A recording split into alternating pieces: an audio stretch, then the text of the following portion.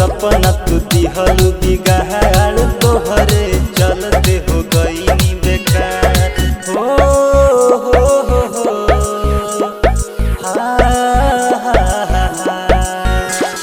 सोचल सपना तू दिहलू बिगाड़, तोहरे चलते हो गई बेकार। एक पल हमरा के याद नाही कइलू, तोड़लू सब अरमान।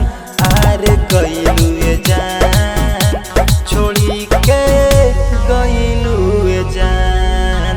ओहो गइलू ए रानी, छोड़ी के गइलू ए रानी।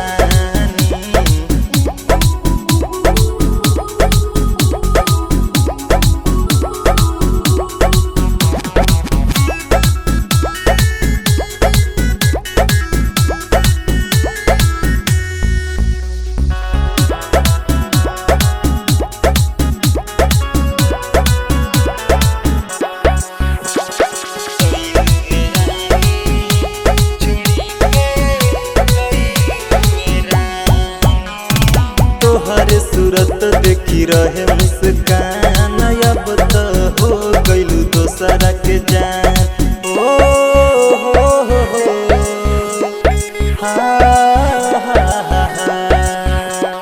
सुन ये जान बड़ी याद तू तयलू, दिलवा से हमारा बिछड़ काहे गइलू।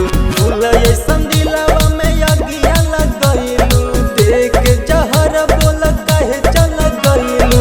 लागे चल जाई परान, आरे गइलू ए जान, छोड़ी के गइलू ए जान।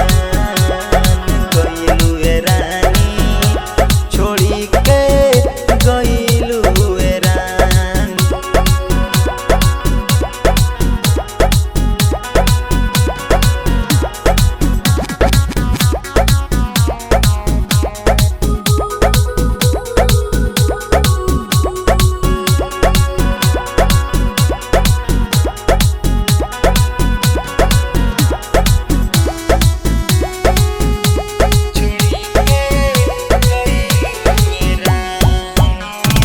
अब नहीं मिली तोहे खुला आसमान, हो गइलू अब तो पियावा के जान।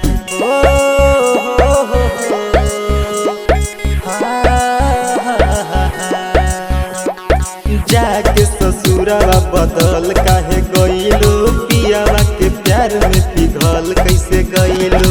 नित्या नागेंद्र के याद नहीं कइलू, पियावा के कोरवा में जाके सुत गइलू। ससुर के हो गइलू सान, आरे गइलू ए जान, छोड़ी के गइलू ए जान। गइलू ए रानी, छोड़ी के गइलू ए रानी। अगर आप चाहते हैं कुमार डिजिटल चैनल के ऑडियो वीडियो सबसे पहले आप तक पहुंचे, तो लाल बटन दबाकर चैनल को सब्सक्राइब करें और हाँ, बेल आइकन को दबाना ना भूलें।